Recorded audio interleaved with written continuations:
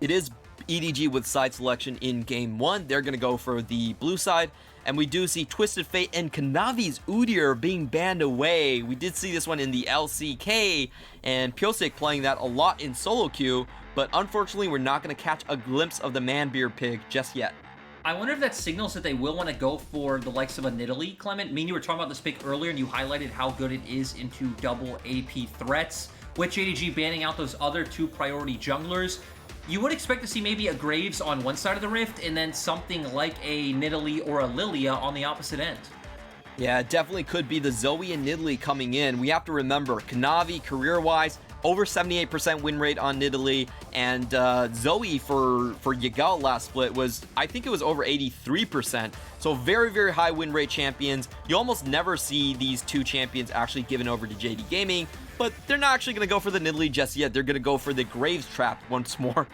Yeah, but still, with the Olaf and Pantheon banned away, at least they do have a really strong mid-jungle 2v2, right? You have the mixed damage coming out, so hopefully Zoe will be able to enable this quite well. And with EDG picking up the likes of a Renekton, again, you could see something like the Nidalee come out, and there it is for Jiejie.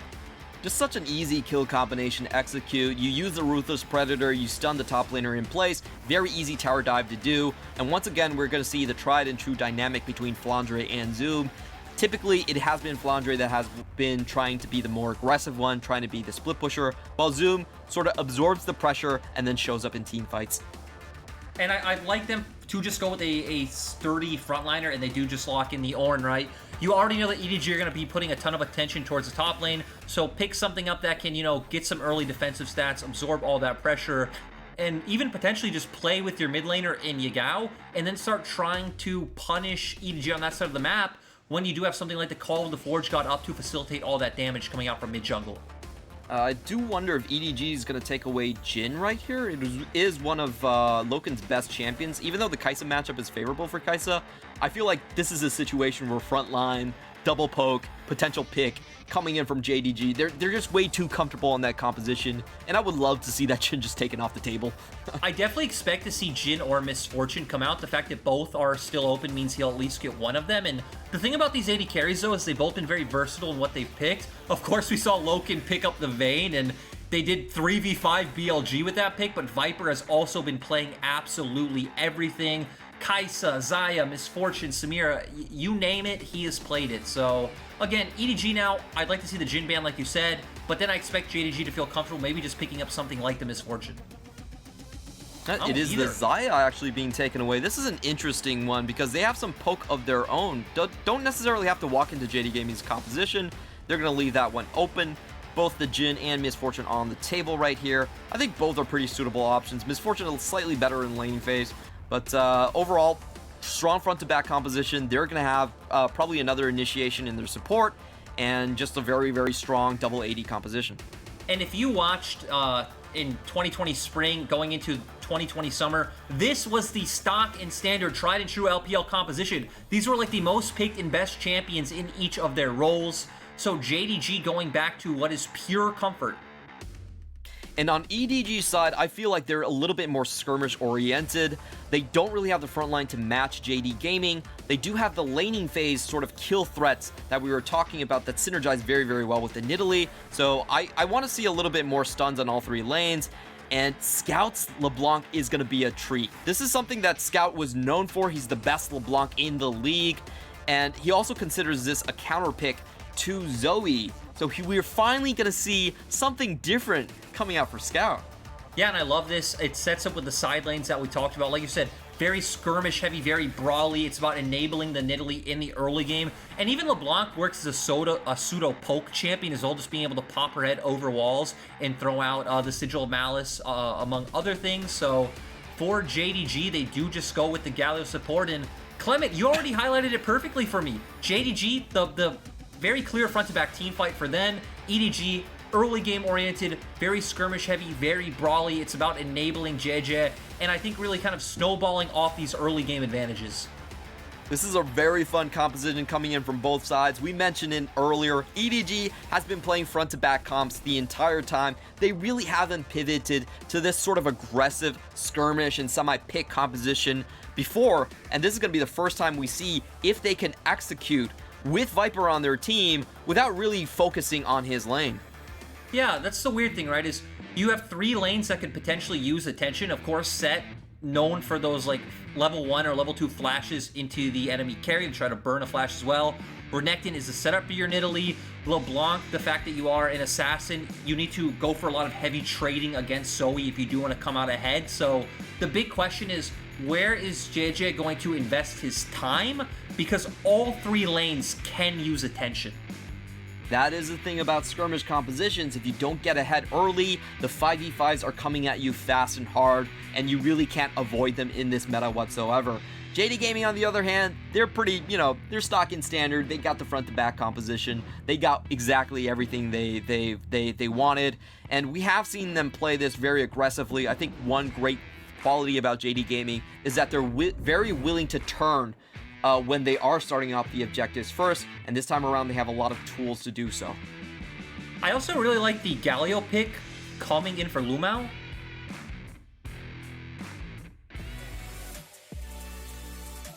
Yeah, that we have seen the Galio being used as sort of a protection for your AD carry that you can kind of scale away from. You can keep away LeBlanc from. Yeah, and, we are going to head on to the Rift, and the highlight matchup we said is in the top lane, but sadly, the fact that we do have an Ord coming out from Zoom means there probably isn't going to be too much action around there early. Again, you can set up the early ganks before Zoom does buy a lot of resistances for the Nidalee with the point-blank spear, but I feel like a lot of the question marks are going to be around, can Scout get pressure in this mid lane? Despite the fact that he thinks of it as a counter matchup, we have seen it as more skill-oriented. If Yagao can land his Sleepy Trouble Bubble, he will come out ahead in the trade. For Scout, it's all about avoiding that one, landing the chain, popping the Electrocute, backing off, and he will win out in that short burst trade. And we have seen a lot of times in this matchup, it's about forcing the gap closer away from the opponent and just landing your crowd control after they do so. Both of them have pretty predictable landing spots. They both have the return pad mechanic, as it's called on Little Wiki, so you can kind of anticipate where they're going to go after the trades are going to happen. And right now we do see both junglers mirroring their clears, both heading towards that top side. Obviously makes sense for Jiejie, should be able to secure that top side scuttle. Maybe Kanavi thinking he can hover towards mid, get an advantage in the mid jungle 2v2, and then try to contest that top side. And if you can shut down EDG's comp early, win out an early 2v2 or 3v3, then it will be very hard for EDG to come back. But Viper showcasing some very good mechanics. He actually lands 3 uncontested auto attacks onto Loken, as Loken has to back off because he realized he actually overstepped his range minions, and Meiko could have found a great trade on him. And just both EDG bot laners realizing, hey, we have the pressure in this lane, we're going to get to level 2 first. Meiko walking forward and pressuring LvMao out of the brush, going to give them a ton of pressure. We already talked about Meiko at any time can look for that flash and try to burn either a cleanse or a flash from Loken himself. Mid lane trade, we do see Scout with a sizable advantage early on, getting the Electrocute proc and forcing Yagao to go down into a lot of potions right here. Actually, both of them are still on the same count, while Flandre tries to get a good trade onto Zoom. They both come out with rather low HP bars, and that should favor Flandre with the sustain. And that's what's going to be about, right? You expect Jiejie to play around his top side. Actually, I'm wrong. Jiejie and Meiko both wrapping around in mid. The 3-man coming in, they do land the chains early on, and Yagao looks like there's no escape from him. He does burn a flash that came out from Scout. He holds on to his own natural flash, but that will be first blood for Scout. And sadly, that's going to prevent Kanavi from looking to be able to contest that topside scuttle if they did win out in that trade. Meiko was there regardless, even if Kanavi was able to show up, but still, great play from Scout. You highlighted this was one of the champions that Scout was known for a lot of his career, and he is doing quite well. Luckily, Kanavi will be able to get the bot side scuttle, but this might not be looking good for Zoom, Clement. Yeah, Zoom is pretty low HP, and his ward doesn't spot out Jiejie. He doesn't have the reaction time to actually back out from his tower. Does flash away, but Flandre follows the flash as well. Jiejie is still looking to finish off this kill. He's going to find the spear, and the kill does go down. Flandre is able to walk away from this one scot-free as well. It was very close for Zoom. He dropped the ward down, but unfortunately, Jiejie already hit the brush. And this is why we talked about in the early game before Zoom is able to build those resistances, this is the time that he will be targeted by the side of EDG. Flandre does have to burn his teleport because of the position where the wave is. It is on Zoom's side. It didn't completely crash into Zoom's tower, so... But the fact that both TPs are burned means there's no necessary threat of like forced 5v4 or 4v3 dives on the bot side of the map from either team. And I do want to mention that LPL Renekton's are not immune from the matchup. From what we've seen, Ornn does win the games against Renekton about 65, 67% of the time. It's actually a fairly bad matchup for the Renekton. But the reason that so many LPL teams still are willing to pick the Renekton into the Ornn is just because of the early priority, and with the jungle and with the setup here, it is something that EDG is willing to go into for. The question is, can they actually find Scout overextending? Yagao goes in, but Scout knows that there's something wrong here. He doesn't fall for the bait. He walks off. And we've seen Yagao just benefiting a lot from the drops he's gotten for his W, right? Things like the Cleanse, things like the Ignite, where he's able to play this far forward, and it's enabling Kanavi to come in Jiejie's jungle and steal the Wolves. Very quick 1-2 punch from Kanavi. He knows that he has a mid laner advantage here. Jiejie is going to chase up, but doesn't find the pounce just yet. Kanavi able to slide out of that one. And we're seeing a lot of action in these 2v2s like you mentioned, but surprisingly Yagao coming up with a very sizable CS lead. And I mean, he just picked up a heal as well, Clement. He's feeling good. It's a good gambling day for Yagao, so EDG going to stay away from that mid lane and start hovering around top. Might put some pressure onto Kanavi, but I don't necessarily feel like EDG can really do anything to him here other than stealing away some baby Krugs. He doesn't even get the small ones either. Jiejie is spotted out very quickly by the ward from Zoom, and we're going to see another poke from Yagao, as you just mentioned, holding onto their summoner galores. I'm also so happy that in the next patch we aren't going to get redemption at least. True, but Clement, when was the last time you saw LvMao in lane? He's been mid for what seems like the past 5 minutes.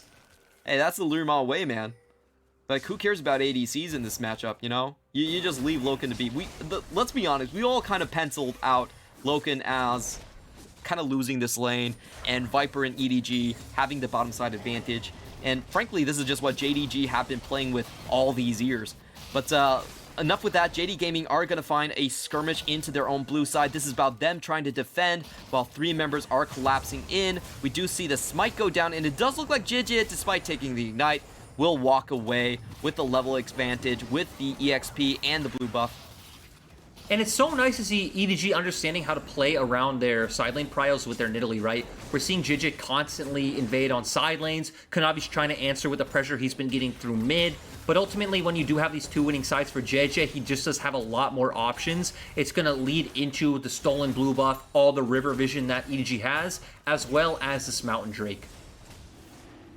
And whenever we've seen a Nidalee 2-0, the games have usually been incredibly fast. Nidalee is probably the best snowballing champion that we've seen in the game so far. LvMao trying to check for some stragglers and trying to interrupt recalls, but he takes half his HP for that one. Is there any stopping the Nidalee from this point? Like, in all the games, Nidalee games we've seen, once it goes to an early 2-0, oh, wait a minute, but LvMao is actually going to get tagged up right here. He's going to go down, but Loken finds a great bullet time, is able to cancel out. They trade the supports 1 for 1 onto each other, and this one should just sort of fizzle out.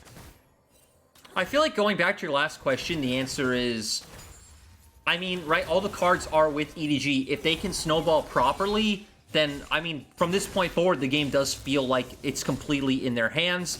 The problem with that, though, is we kind of set up, hey, they are on a bit of a timer in a sense compared to JDG's comp. One mistake can make it very hard to play when you are playing champions like Nidalee, Renekton, and LeBlanc. So, harder execution for EDG, but if they keep going at this pace, as we see here on our screen, even with their bot lane, nice pick coming in from Meiko and Viper. Still does get traded 1 for 1 in the end, but still, EDG comfortably in control.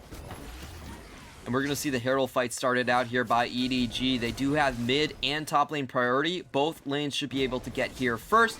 In the meantime, JDG have already sent their support to join into the fray. This is going to be a big LPL-style brawl. as we see the 8-man coming in. The Herald is already very low. Yagao's trying to find an angle. Flandre actually fashes in, gets the 3-man call of the Meek. A lot of damage being traded right here. Scout already chasing for the kills. Kanavi does go down. Zoom is low HP. Yagao trying to help his top laner, but the Dumpling brothers are going to be separated by a gray screen. EDG not only win with the priority, they also find the picks to go with it. EDG just having stronger members right now, it is going to lead them into a Herald. And when you talk about their composition, it does have options where they can drop it. I do think theoretically you just would want to drop it top. You have the Renekton Italy start breaking down that tower so Flandre can start hovering around the rest of the map. But the fact that Viper and Meiko have been able to start finding their own advantages, maybe dropping it bot as an option too. As we go into a replay, we do see that LvMao trying to be the aggressor here does get chunked out a bit early. Scout doing a great job to pick off Kanavi, and then, again, great LeBlanc play coming out from him, weaving in and out of these fights, Clement. You love to see a champion like this. Man, when I saw Flandre with that play, that was just amazing. Renekton's most difficult part is getting into the backline. He flashed forward, Ruthless Predator, got out the taunt from LvMao, and then sliced and diced onto Kanavi. That was some very, very sick play actually coming out from him, and you know, he's able to just take Kanavi out of the equation before Graves can do anything. Yeah, again, great play from him. I will say it's also a byproduct of Kanavi being on the complete other side of the fight from the rest of his team. But overall, great mechanical skill coming out from the side of EDG. And this also goes to what we were talking about with JDG, right? Their early games haven't been as on point. This time around, it is a bit of a byproduct of the composition, but still, even in JDG's one series win, they 2-0'd BLG. They handedly lost the early game, both games. Yeah, JD Gaming definitely not looking as sharp as they did in the previous splits. And this game as well, there's already a 4-kill difference between the 2v2s in the mid-jungle. I don't think we're going to see this Graves be able to do anything more than just farm his own lanes. And for me, this is JD Gaming kind of being put into a corner where they can only really come back with a good team fight. Yeah, and the other exceptional part about this strategy is the fact that it's attacking who has long been the centerpiece of JDG. This is putting a lot of pressure onto Kanavi, where Jiejie has the ability and influence to kind of invade either side of the jungle. Jiejie is going to come in. He is spotted. LvMao trying to create some zone for his AD carry, and it looks like he is successful right here. I'm kind of surprised that play went as smooth as it did. However, Kanavi is also going to filter into the bottom side. He's level 8. He's going to be willing to take this one straight on. And we are going to see the 4v4 sort of develop right here. A lot of blinking health bars onto Scout as he takes a paddle star to the face. LvMao is going in for the double man taunt, but Flandre is teleporting to the scene. Meiko goes in, tries to save his mid laner. Is he going to pay for it? No! He actually, the last tick does take him down. Flandre wants to go in, but it was a really good E coming in from Loken. He's actually just stuck there in mid-air without the flash, isn't able to close the distance, and JD Gaming find a miracle skirmish despite the kill discrepancy. Yagao did so much work in that fight, starting from when he chunked out Scout early, put them in a disadvantageous position, gave LvMao the room to kind of set up that engage, and it's going to lead to one dragon for the side of JDG. That was such an insane fight because EDG were up by 3,000 gold. They had the kill lead, they had the early teleport, but that's the thing about JD Gaming. They can always come back on these miracle skirmishes. A lot of times, you can outsmart them, but they're just better with the fingers. And this starts here, right, where we see Scout kind of face-checking into Yagao, gets chunked out very early on. Right now, JDG are in an exceptional position to take this fight, gives LvMao the room to go in. And then again, they're taking Scout of the fight early on. He's already chunked, has to jump away. Meiko kind of forced to engage because he has no way of getting out. They take him down quite early on. And then Flandre is kind of left to dry in the middle of the enemy team. Really good fighting from JD Gaming. I love LvMao had an exit strategy in mind. He gets a double taunt and then flies out in an instance with the hero's entrance, so it doesn't take much damage from that. We did see the Herald drop for EDG onto the mid lane, and this is before turret platings drop, so Scout does get a good chunk of cold for his troubles. And like going back to that fight, this is why we talked about, even with this lane matchup specifically, right? It isn't just kind of cut and dry for LeBlanc. Anytime you get hit by Sleepy Trouble Bubble, you're just going to get instantly chunked out. Sure, that was kind of all because of Scout's own making, just face-checking vision. He knew that Yagao was coming around. He actually wanted to be the one to chunk Yagao. It just kind of bit him in the end. I thought you were going to say bit him in the rear end, but, you know, you're too polite for that one. I was going to say another word, and then I was like, wait, we're on broadcast. I'm gonna cut this one short. That's always the trouble with double colors. We have less of a filter on broadcast, so please excuse us. We are going to see Yagao going in for a little bit more poke, getting another summoner in the cleanse right here, which is actually pretty damn useful in this matchup against It's insane, Clement. It's absolutely insane. Again, the luck he's had with the summoners he's gotten, which I guess to be fair, there really aren't any bad choices in this matchup, whether you get heal, ignite, exhaust, cleanse, like it's all good against LeBlanc, but the frequency he's been getting them, again, very lucky game for Yagao. Still gold advantage for EDG, but hey, if you're 2k gold behind for the likes of JDG's comp, it's actually not too bad. Yeah, and most notably, Flandre is coming here for a flank. The exhaust does have to go down, and the sleep does stop the Ruthless Predator as well. Very well used on Yagao's side. I didn't think that he would be able to get away from that one, but he does. And now Scout is left to sort of, you know, stop the backs and just kind of get more priority in his own lane. Yeah, so he's at least going to deny some EXP and gold from Yagao, but Loken and LvMao are here to pick it up, but still, Viper in the bot lane. This is a bit of a gold/EXP advantage on the map for the side of EDG, with all three of their laners picking up golden experience, while JDG are losing out in one lane. And we do see the mythics sort of be equalized across the players as well. It is going to be a Herald for bot lane trade on the side of JD Gaming. Kind of an interesting one where I don't think they're actually favored out of this one. But Scout going in for some action. He does find the Electrocute, backs out because of Loken's presence. And as we were just mentioning, the trade does continue. Still, Viper getting a bot lane turret. You're going to get gold. No great location for JDG to use this Herald. I expect him to just drop it mid. Maybe even right now, you already have your four-man stack here. This feels like a very deliberate trade on the side of JD Gaming, where they definitely lose out on gold to start off. But they're going to have this four-man push where EDG are not yet, have not yet come to terms with what is happening, and they're just going to take a surprise mid lane. This is a very interesting trade, and just JD Gaming thinking 2 steps ahead. Yeah, JDG, I still think overall lose out on the gold and EXP end of the trade, of course, so it doesn't hurt EDG too much. But it's going to give them a lot of pressure on the map now with that mid lane turret broken down. We've seen Yagao having a lot of pressure in this matchup already. Yagao and Kanavi can just push out that lane and pivot into either side of the enemy jungle. Very interesting one on that. We're going to have to keep track of how this trade went down and update you on whether EDG got the better side of that or whether JD Gaming with their sneaky Herald got a better side of that. But we are going to be heading into another Drake fight. This technically should be where JDG's composition does come and shine, but EDG are in the jungle first. Yep, and with Drake coming up in only 20 seconds, this is going to allow a lot of room for Jiejie and Scout especially to try and poke off some of these scattered members of JDG. It's going to be a lot on to zoom, kind of face-checking vision, and being very decisive with the engage for JDG to take a team fight here.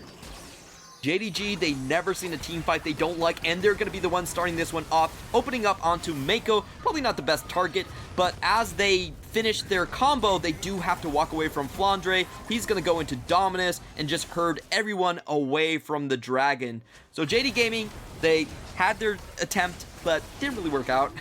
I agree with you though, Clement. You land the Sleepy Shovel on Meiko, sure, that's good, but throwing out the bullet time in response, not too big of a fan of. Blowing a lot of your team fight damage and burst in that instance. And it also just gave Flandre time to just walk up to your whole comp and make you back off.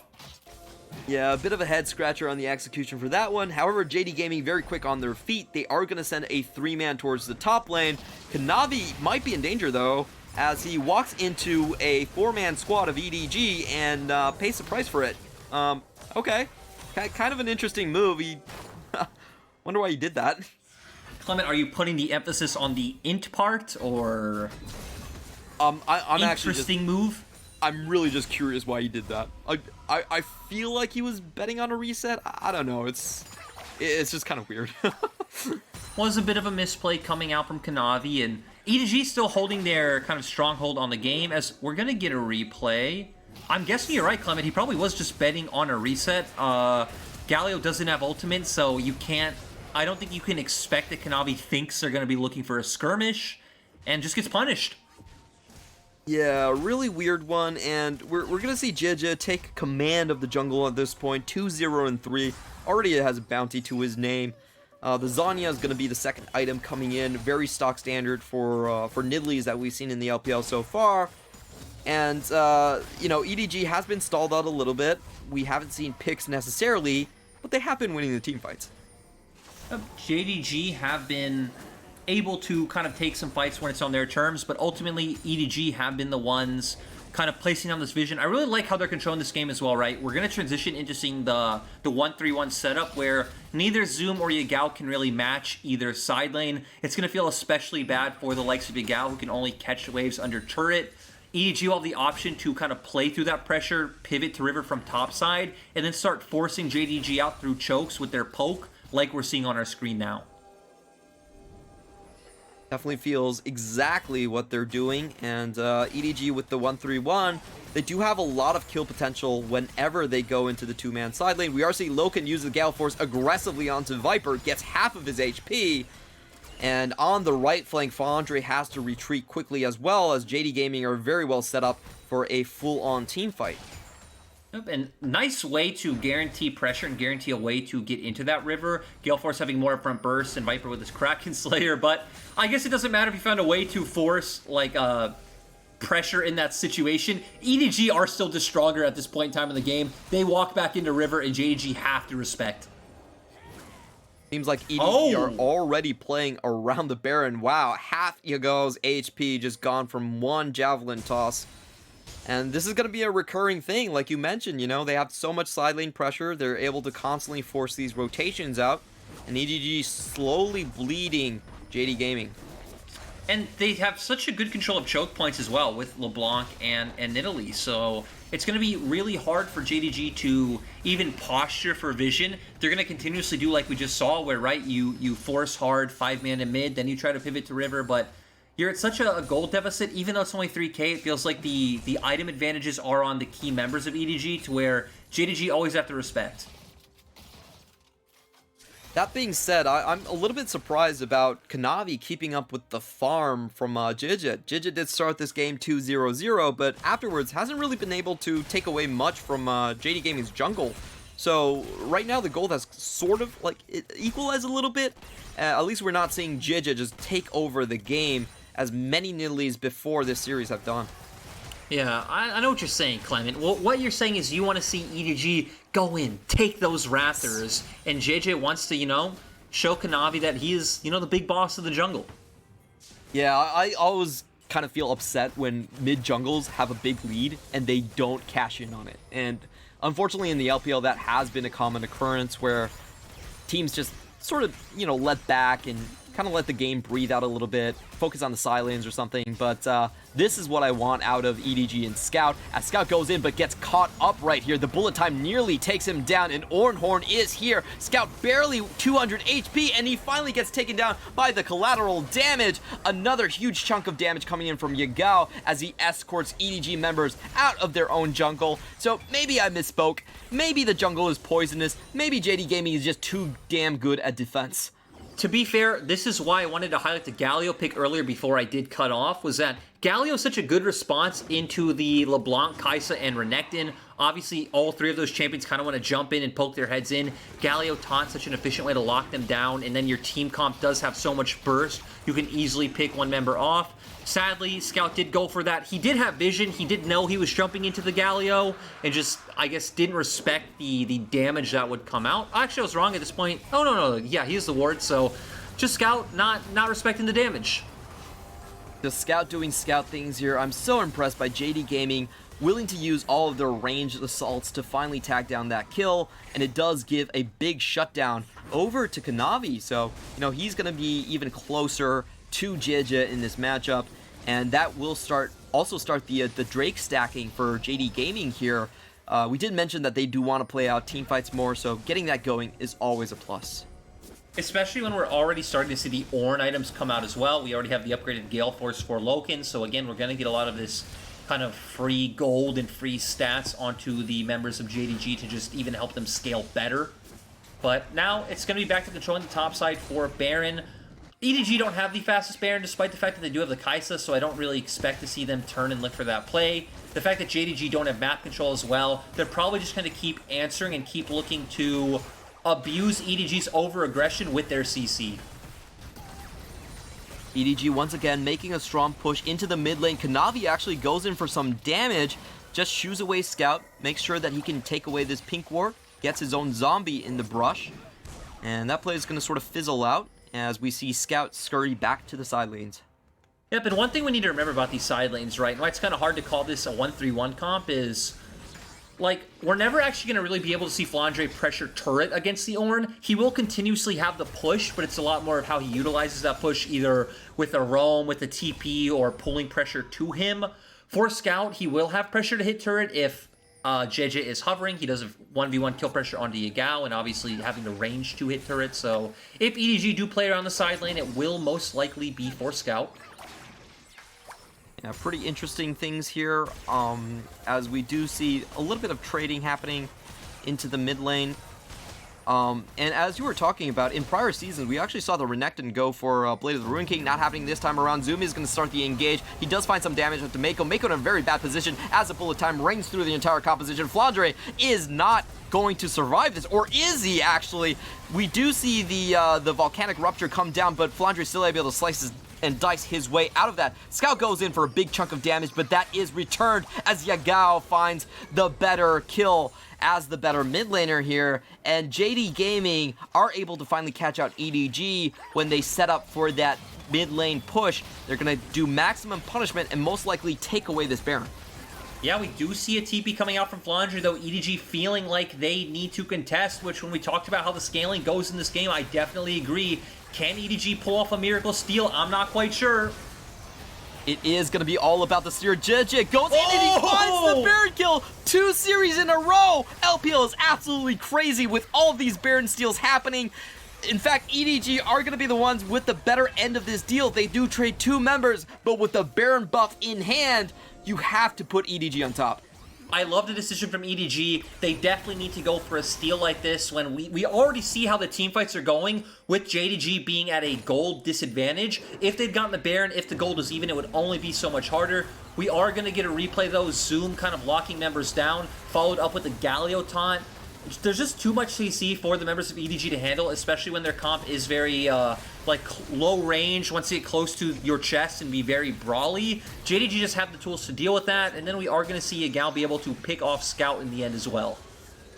Yeah, my question right here was, did EDG actually... Oh, Jiejie with such a good fake out, he actually fails the pounce across the wall, but gets the flash nonetheless. So, you know, good mind games right there, or should I say a good save coming out from Jiejie to get the Baron. Good mistake that ended up not mattering at all, Clement. That's what we love to see here in the LPL. Mistakes not matter. I think it actually hypnotized JD Gaming, excuse me. Like, when you see a Nidalee faceplant into a wall, but never mind that we're actually going to have another bullet time as Viper did take the Sleepy Bumble to the face, and collateral damage finishes off the deal. Meiko has to pop the Turbo Chem Tank to run away from this one. Ornhorn sneaks by. He is able to get away and find the Blast Cone to get out, but Viper is not going to be as lucky. Even with the Baron buff, EDG cannot find the push. They are dragged into the mid lane once more. Flandre is still split pushing into the top side. Another Sleepy Trouble Bubble lands, and Scout can no longer defend his own base. And still, like, it doesn't matter what kind of comp EDG have. At this point, JDG just sent 5 men mid. They have Zoom absorb all the poke, and they're able to kind of do whatever they want. In response, Flandre is using his side lane advantage to get some objectives for himself. But for JDG, you just got an inhibitor, you won out big, you're going to be able to get this 3rd Drake as well and put yourselves on soul point. Man, JD Gaming just don't care. You can side lane all day, we're just going to run straight down mid, close in on the deal, we have the better engages, and walk me through this, Lyric. Yeah, we do see that EDG do just overstay, and no CC really needed in the end. They throw this out. Of course, Viper did get locked down to begin with. They have enough burst coming out from the Paddle Star and the Sleepy Trouble Bubble. I'm sorry, followed by the collateral damage, and he's just instantly burst. That was a blind killsteal cam. Kanavi did not have Viper in range of his monitor. He didn't see Viper, but he knew where he was. He finds him with the collateral damage. Great play right there.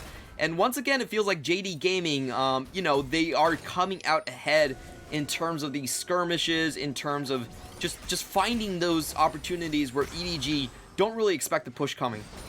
Yeah, and also interesting as we see on this that Loken having 100% kill participation. It has felt like a lot of the pick tools have enabled him to be one of the big damage dealers in a lot of these fights. Again, the Orin ultimate, the Sleepy Trouble Bubble, and the taunt coming out from LvMao. And JDG is going to keep using their pressure mid to hover two sides as a 5-man core and take the objectives they want. This is such a JD Gaming play where they just say, hey, we don't care what you do on the side lanes. We're going to go for the juggler and force the 5v4 to actually happen. We're going to make you come to us where we can set up the vision. And it's just so interesting that teams can continuously do this and sort of ignore side lanes and get away. And again, it makes sense when we've talked about ever since the changes to like Drakes and Soul and all of this, that it just has seemed better to have this sort of like 5-man death ball composition that, sure, you're going to lose some turrets, but you're going to be able to continuously take those 5v5s like you've been highlighting, and you're going to be the team at the end of the day who's going to walk away with more Drakes and get that Soul. I guess here is one of the most common questions, but the one that I have to ask as a play-by-play is, how does EDG actually win the next team fight? Because it does seem like, sure, they're still up in gold, but in terms of the 5v5s, nothing really good has come of it. Clement, I am the ultimate pessimist.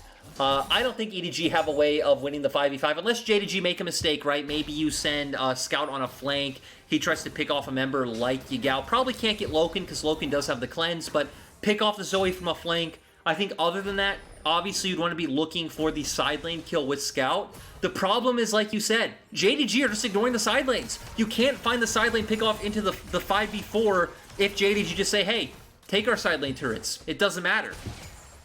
I really want to see JD Gaming against G2 at the end of the year. I feel like this is such a different contrast in styles where you really expect G2 to continue the push. They're going to go like, hey, we're just going to go all the way to inhibitors. We're going to take this. And Wonder's not actually going to come back and defend.